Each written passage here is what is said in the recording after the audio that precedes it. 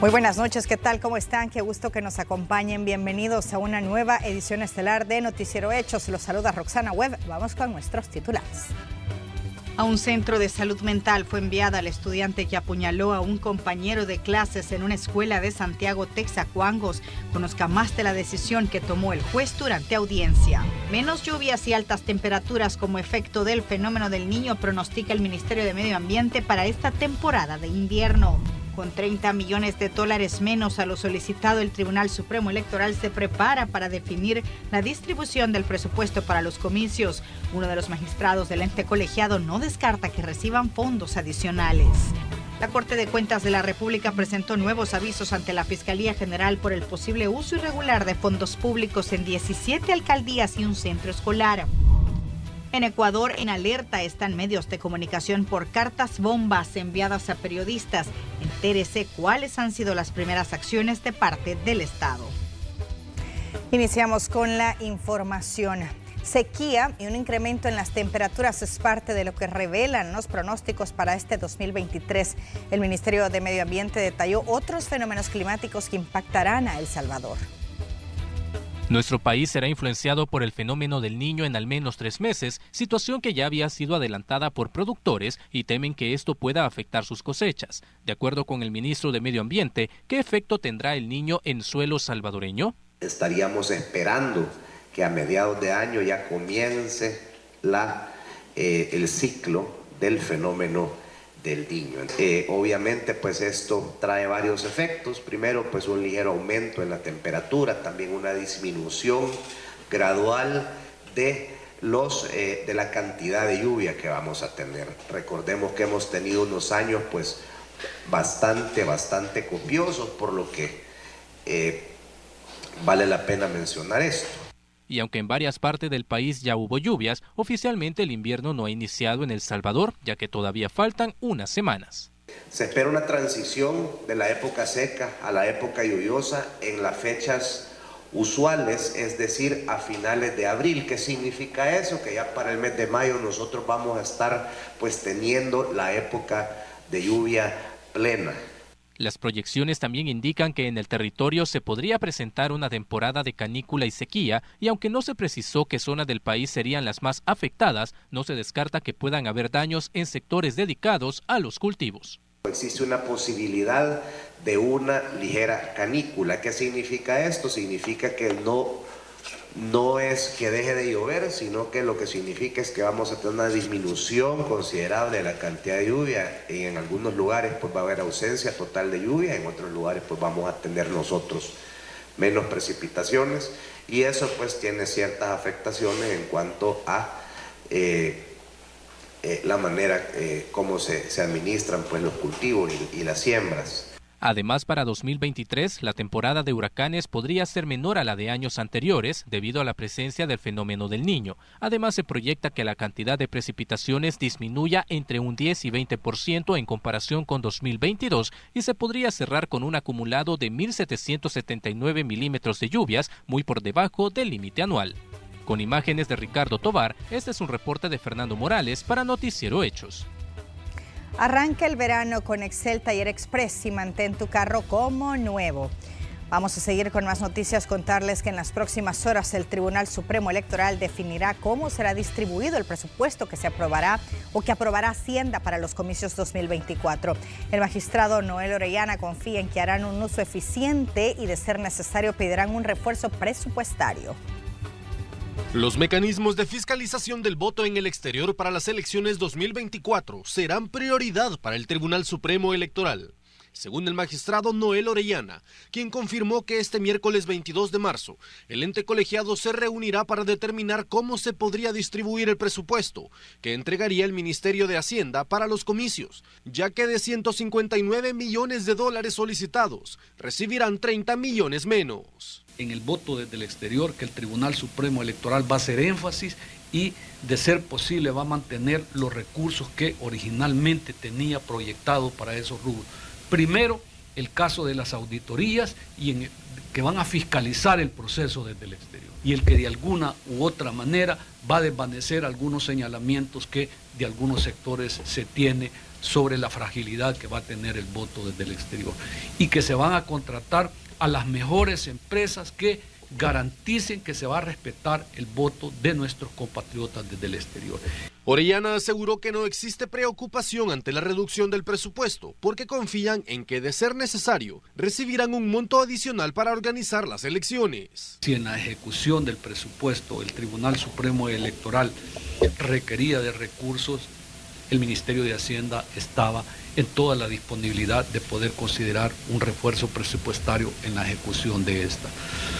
Yo creo que la población debe de tener claro que este Tribunal Supremo Electoral elaboró los referidos presupuestos tomando en cuenta toda la austeridad que las necesidades del país demandan. Ante las recientes modificaciones al Código Electoral por parte de la Asamblea Legislativa, con la eliminación del artículo 291, que no permitía cambios en el reglamento del proceso electoral un año antes de los comicios, el magistrado considera que no puede sentar posición, sino solo ejecutar las leyes que emanan del órgano legislativo.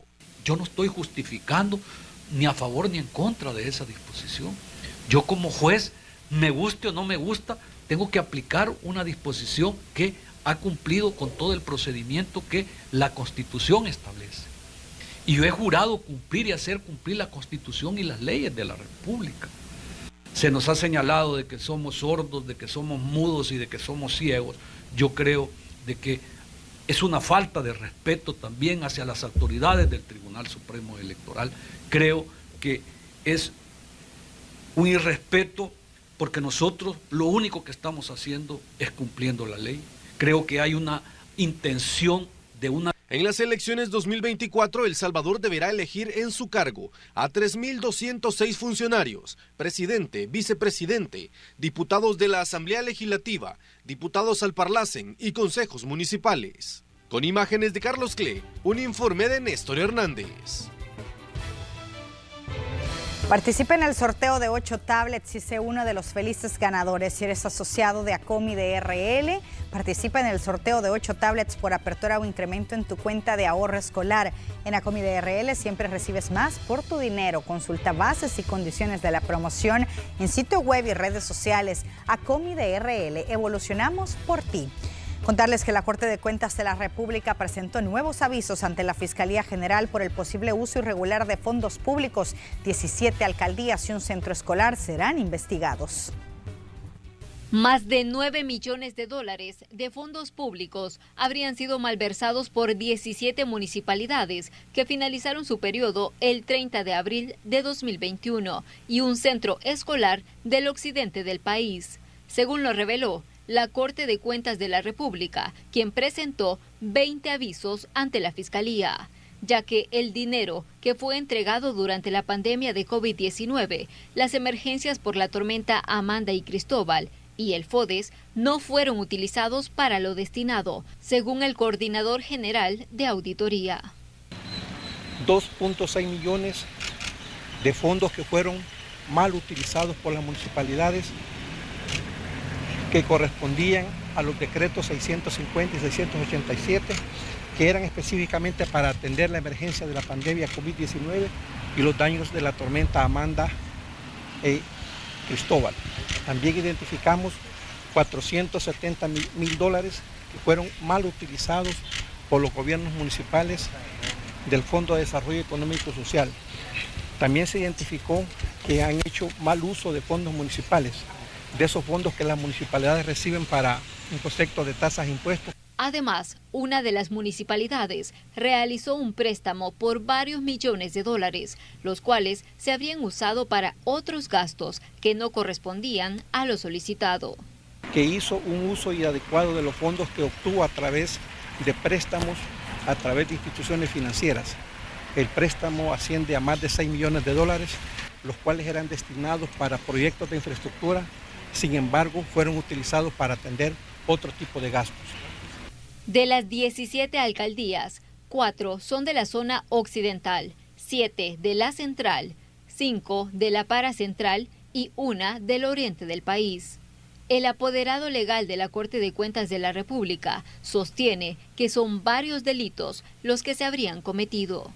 Los posibles ilícitos van desde peculado, estafa, agrupaciones, negociaciones ilícitas, malversación, así como también el delito de peculado, retención de cuotas laborales, entre otros.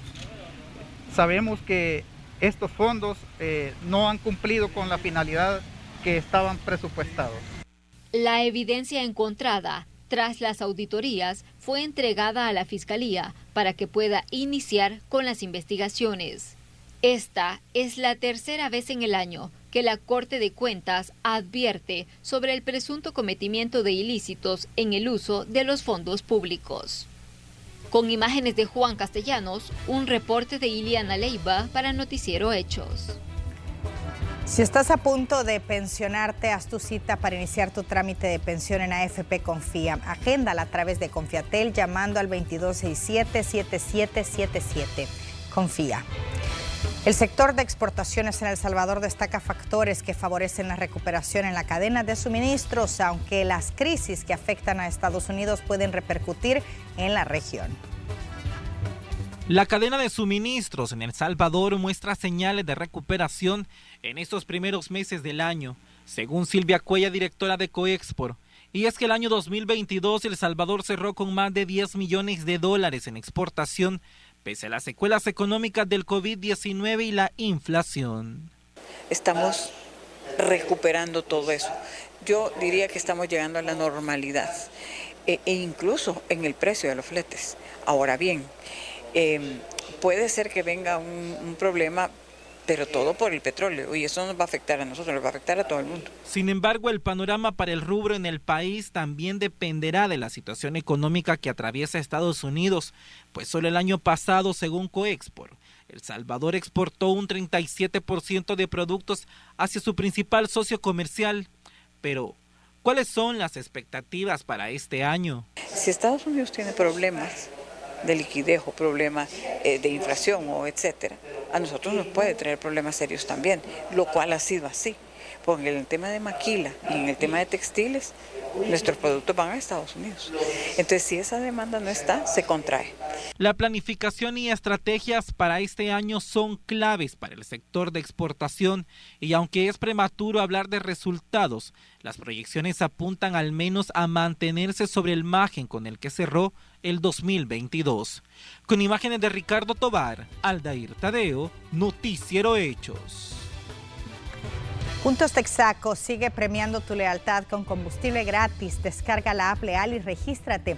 Indícale al empleado de pista que vas a acumular puntos Texaco por tu compra. Sigue acumulando puntos y canjealos por combustible gratis. Texaco con Tecron, libera tu potencial.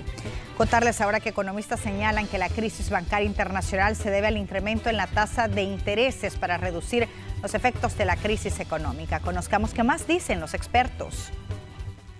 En un intento por reducir la inflación hasta en un 2%, el Banco Central Europeo y la Reserva Federal de los Estados Unidos incrementaron las tasas de interés, lo que llevó a la quiebra a 3 de los principales bancos en el país norteamericano y a Credit Suisse en Suiza, el cual fue comprado por UBS, otra entidad bancaria de ese mismo país, mientras que el gobierno de Biden ofreció un alivio de $300 mil millones a este sector, y otros 11 bancos han facilitado liquidez a First Republic Bank.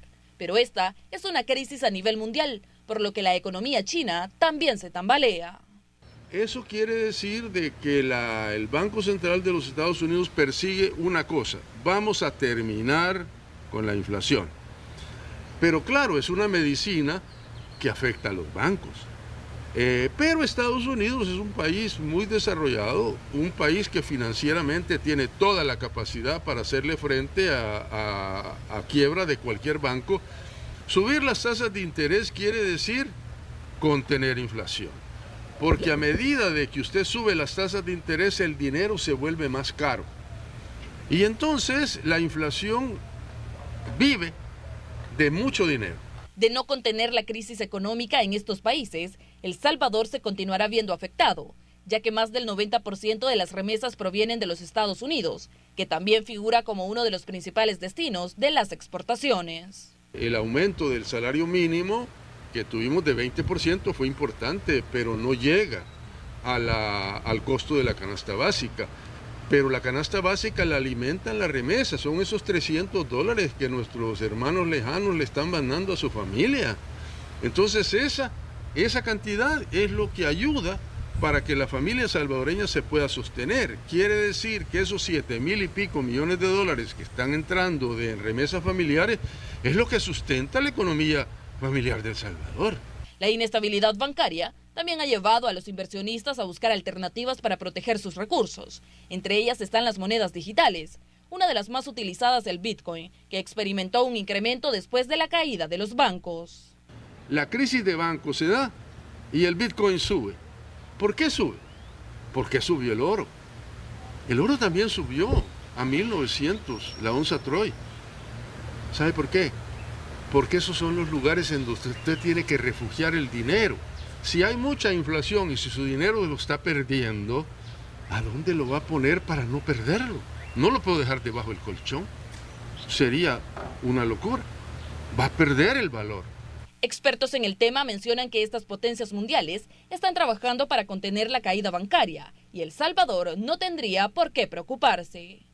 Con imágenes de Carlos Cle, este es un informe.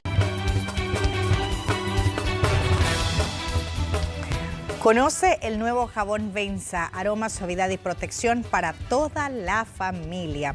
Conozca cuál fue la decisión del juez durante la audiencia de imposición de medidas en contra de la estudiante acusada de apuñalar a un compañero de clases en Santiago, Texacuangos. La joven acusada de apuñalar a su compañero de clases en un centro escolar de Santiago, Texacuangos, debe recibir un tratamiento de atención en un centro de salud mental, de acuerdo al juzgado tercero de menores de San Salvador. En el presente caso, que es sobre el hecho que se dio en el centro escolar José Marcelino Calderón en Santiago, Texacuangos, en la cual pues la señora jueza de tercero de menores de San Salvador ha resuelto que la adolescente seguirá en tratamiento en cuanto a su estado de salud mental y posteriormente, antes de ser dada de alta, se debe informar pues al juzgado correspondiente, que en este caso sería el juzgado cuarto de menores de San Salvador, en donde se hará una audiencia especial para implementar pues las medidas de reglas de conducta, internamiento o la que considere pues la señora jueza la más aplicable para este proceso. La menor fue acusada de homicidio tentado y se desconocen las motivaciones que la llevaron a cometer la agresión. Por el momento ella recibirá atención clínica. Posterior a eso, el juzgado cuarto de menores determinaría otras medidas. Este es un informe de Moisés Bonilla, Noticiero Hechos. Participa en el sorteo de 8 tablets y sé uno de los felices ganadores. Si eres asociado de ACOMI DRL, participa en el sorteo de 8 tablets por apertura o incremento en tu cuenta de ahorro escolar. En ACOMI DRL siempre recibes más por tu dinero. Consulta bases y condiciones de la promoción en sitio web y redes sociales. ACOMI DRL, evolucionamos por ti. Y 4 hombres deberán continuar en prisión acusados del asesinato de un conductor de una plataforma digital de transporte privado, hecho ocurrido el 26 de febrero en Usulután. De acuerdo con las investigaciones de la Fiscalía General, el cuerpo de la víctima fue encontrado calcinado al interior de su vehículo.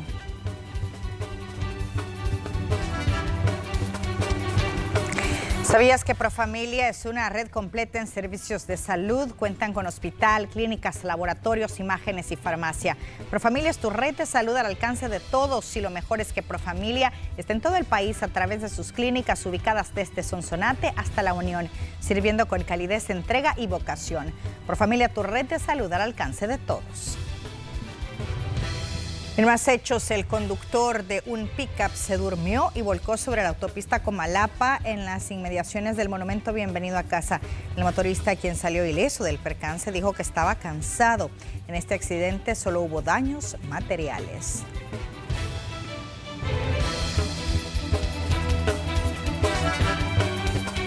Hierro Max es el perfecto acero de refuerzo para el bloque porque le ofrece máxima adherencia al concreto gracias a su proceso de fabricación. Este capado eliminando totalmente la escoria, promoviendo la generación de óxido naranja, ideal para la formación de microporos que duplica su capacidad de adherencia al concreto. Además, por su corruga tipo Cari con efecto de tornillo y su diámetro compacto facilitan el colado, evitando la formación de colmenas, y por su mayor grado de resistencia, grado 75, es más compatible con la rigidez del bloque, mejorando la calidad estructural de sus construcciones. Hierro Max solo en Galvaniza, número 1 en hierro y techos. Y diariamente se registran 8 accidentes de motocicletas, de acuerdo con el Observatorio Nacional de Seguridad Vial. En las últimas horas, la 25 Calle Poniente y la 21 Avenida Norte en San Salvador han sido los escenarios de un percance vial en el que un conductor de una unidad resultó con lesiones de gravedad luego de impactar contra una ambulancia que trasladaba a un paciente. En este caso, testigos relataron que circulaba sin luces e irrespetó la señal de alto. En lo que va del 2023, autoridades registran 641 percances que involucran motociclistas, en los cuales 600 personas tuvieron algún tipo de lesión y 116 perdieron la vida. En este último dato se destaca un incremento del 5.5% respecto al año pasado, siendo la distracción del conductor, invasión del carril y la velocidad excesiva las principales causas de los siniestros. Hay unos que andan en su trabajo, que su trabajo es andar rápido, pues, porque como andan dejando encomienda, tienen que andar un poco rápido, ¿va? Pero allí debían de andar rápido, pero con precaución, ¿va? Pero hay unos que solo se dejan ir, pues, y es el problema, por eso hay bastantes accidentes. Pero sí, eso debían de ser ellos, andar, porque hay unos que andan con tiempo, hay otros que no, ¿va? Pero debería haber un poco más de publicidad y concientizarlos a ellos que realmente no lo hagan, porque el problema es para ellos de motociclistas y uno de conductor también, porque uno no se quiere ver involucrado en un accidente, va con los motociclistas, pero ahorita, así como están cambiando la ley, hay bastantes motociclistas que ya respetan. 2 de marzo y son las siguientes. En la zona occidental, la temperatura máxima alcanzará los 33 grados con una mínima de 20. La temperatura en la zona central, la máxima, alcanzará los 33 grados con una mínima de 21 grados. Ahora nos vamos a la zona de Oriente, donde la temperatura máxima alcanzará los 37 grados con una mínima de 22. Hacia el 21 de marzo se celebra el Día Mundial del Síndrome de Down. En la siguiente nota le contamos más de esta condición. De cada 1.000 niños, 1 puede resultar con síndrome de Down, según la Organización de las Naciones Unidas. Este síndrome es una alteración genética causado por material extra en el cromosoma 21, que se traduce en discapacidad intelectual. Según Wilfredo Hernández, psicólogo, existen 4 tipos de esta condición, lo que establece el nivel de relación social y aprendizaje que el niño tendrá. Por otro lado, el estilo de vida de ellos pues es un poco diferente, sí, porque a ellos, la mayoría presenta lo que es una discapacidad intelectual, ¿verdad? Entonces, al presentar esta discapacidad, pues su estilo de vida es un poco diferente al de los demás, debido a que no pueden asistir o no deben asistir, digamos, a colegios donde hay niños regulares, porque la educación de ellos es totalmente diferente. El mayor cambio que tienen o la mayor distinción que tienen respecto a ellos en su vida, pues viene por lo de la discapacidad intelectual que ellos presentan, ¿verdad? Sin embargo, no es como un determinante en todo, debido a que muchos también pueden desarrollar algunas áreas de su vida, por ejemplo, el área artística. A través de la música, dinámicas y bailes, el Centro de Adaptación Psicológica busca trabajar las destrezas de estos niños para enseñarles a socializar y adaptarse a la realidad, además de encontrar junto con ellos sus habilidades personales. Para que ellos puedan salir pues también a la calle y que la sociedad los integre. Hacemos otra actividad que se llama musicaterapia, en donde los niños tocan instrumentos, unos son hábiles en guitarra, otros en conga, otros en maracas, en batería, todo eso. También hacemos actividades en rondas, coloreo, pintura. A ellos les encanta mucho pintar, les gusta colorear, también cocinar. Todas esas actividades nosotros realizamos con los niños. En diciembre del 2011, la Asamblea General de las Naciones Unidas designó que cada 21 de marzo se celebre el Día Mundial del Síndrome de Down, para generar conciencia a la sociedad de las valiosas contribuciones de las personas con discapacidad. Técnicos del Ministerio de Medio Ambiente inspeccionaron las condiciones del agua de la laguna artificial de Zacacoyo en La Libertad para determinar a través de análisis físico-químicos y bacteriológicos los parámetros de pH, oxígeno, conductividad eléctrica, sólidos disueltos totales y temperatura que puedan comprobar si estas aguas son aptas para realizar actividades recreativas. Mientras finalizan las investigaciones correspondientes, Medio Ambiente recomienda a la población no ingresar a esta laguna, ya que puede causar erupciones, comezón y otras afecciones en personas con piel sensible, puesto que este sitio se formó en un área donde se practicaba la minería.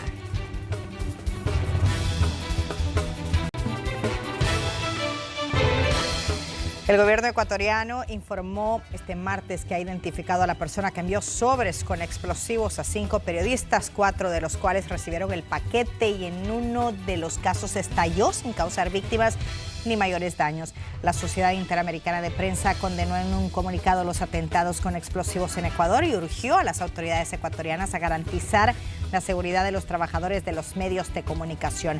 Además de investigar de forma expedita y profunda este ataque contra la libertad de prensa, el ministro del Interior, Juan Zapata, dijo a periodistas que los 5 paquetes contenían la misma memoria USB con un detonante y se presume que habrían sido instaladas por la misma persona.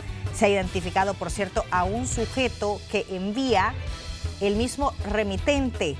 Esto lo aseguró el ministro. No dio más detalles para no entorpecer la investigación en curso. Y varias ciudades francesas vivieron este martes una nueva noche de disturbios con enfrentamientos entre las fuerzas del orden y manifestantes contrarios a la decisión del presidente Emmanuel Macron de forzar la aprobación de un proyecto de ley que eleva la edad de jubilación de 62 a 64 años sin someterlo a votación en el Parlamento.